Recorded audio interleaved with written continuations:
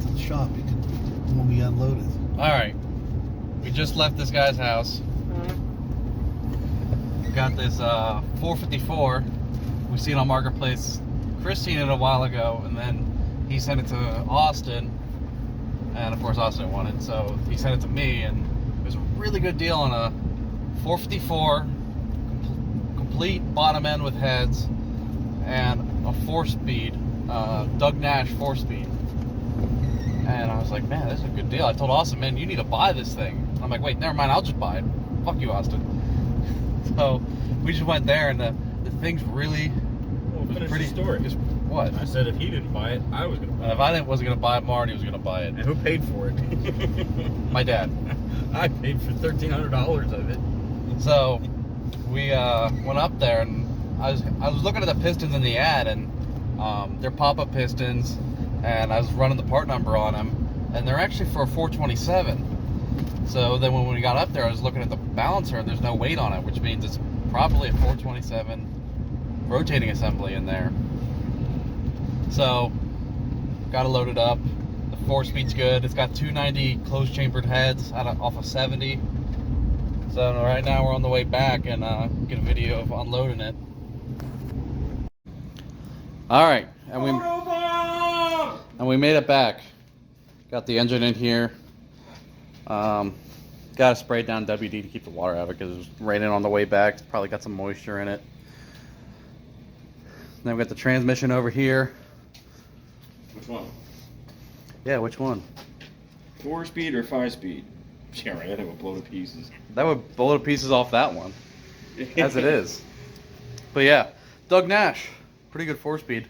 We were just talking to Austin about it, and he's like, "What the fuck, man? I didn't know it was a 427." Here's, like we said, here's how it went down. We showed the motor and trained him. He's like, so then I told Riley, well, then you buy it, and if you don't, I'll buy it. Well, he bought it. Yeah, this thing should $1,500 for that plus that training. tranny plus the engine plus the clutch stuff. Some of the clutch stuff. It's got a ball stud. right there. Fucking ready to go. 454 block Pop-ups. with pop-up 16.8 cc pop-up pistons. Edelbrock intakes. 427 crank with 70 Chevelle 290 heads. They're 97 cc. It's like 10 3/4 to 1 compression. It's good. It'll be a screamer. Talking some fucking muscle. Yeah.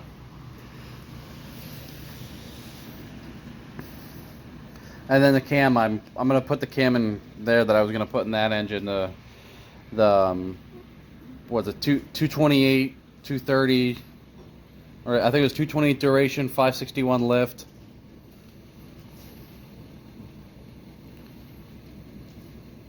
It was a bullet cam profile. Yeah, I think it was H330C 270 or H330 276C. So I would say you should label it as the 427 D-stroker. Because it's 450 block, or 454, but it's D-stroked back to a 427. Yeah. D-stroker, man. I'm excited. This'll probably go in pretty soon. Though I do got to clean the block up. I'm probably gonna disassemble it slightly and clean the block up. Huh? So we'll be back. All right, we're back at the garage again. Got the truck unloaded, and we're looking over the transmission, and we're telling all our buddies about it. Oh, do it again.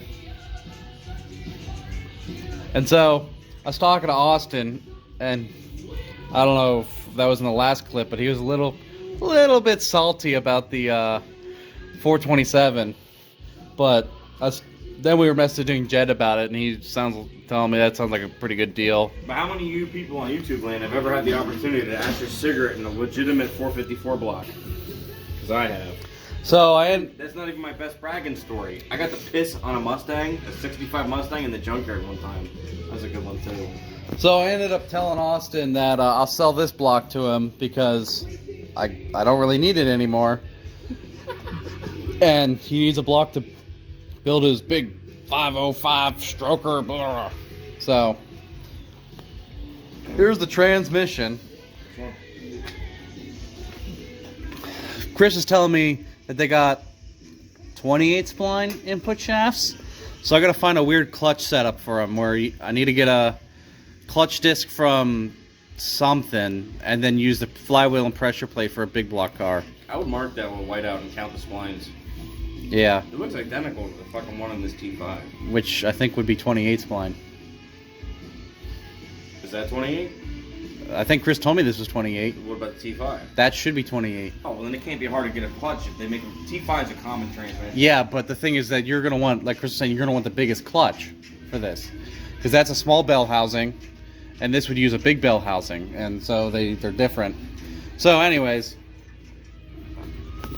but I was looking at it. We're comparing the Muncie to this, and we're noticing that this webbing that comes up around the ears comes up a little bit further on the T10 than it does the Muncie, because the Muncies are notorious for breaking off the ears for the bell housing.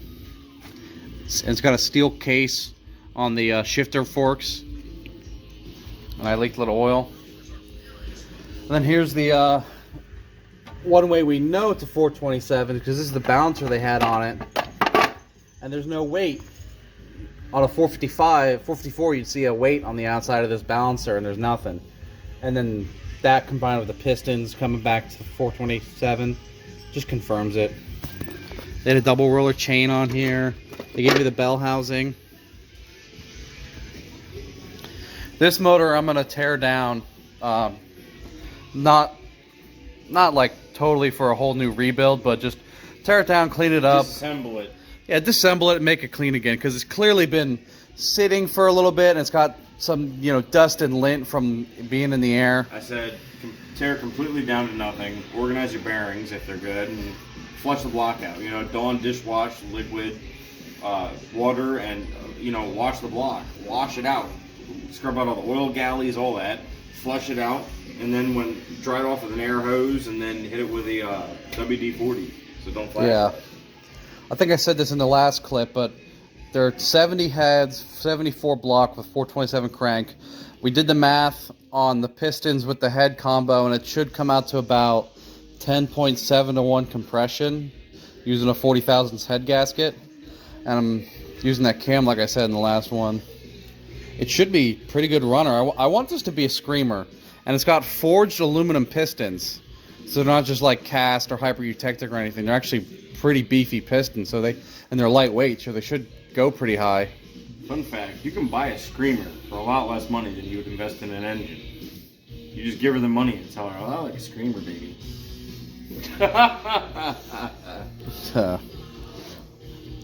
But yeah, I'm pretty excited, and there's had the ball stud on it. I was planning on using a hydro clutch on it, but since he gave me the Z-bar and the ball stud's already there, I might just end up using the Z-bar. I don't know, I gotta price out what a hydro system cost. They're pretty easy to use and pretty cheap. But if I got half the parts. But that'll be it for this video. I'm filming on my phone, so it looks like shit right now, but hopefully pretty soon I'll have the Skylark back on the road. Right now I'm just waiting on a carburetor I can use, because the one I put on here ended up being messed up with the idle circuit. So I either got to clean this one again or figure out something else. Johnny's got one I might use.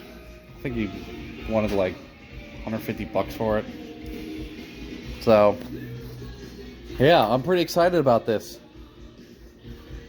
Definitely be a massive upgrade over that Buick 350. Anything to add to that? It currently has 8 glory holes. We should do the 1-8-4-3-6-5-7-2 game. I'll put a clip of that so you understand what I'm talking about. We'll do that on this too.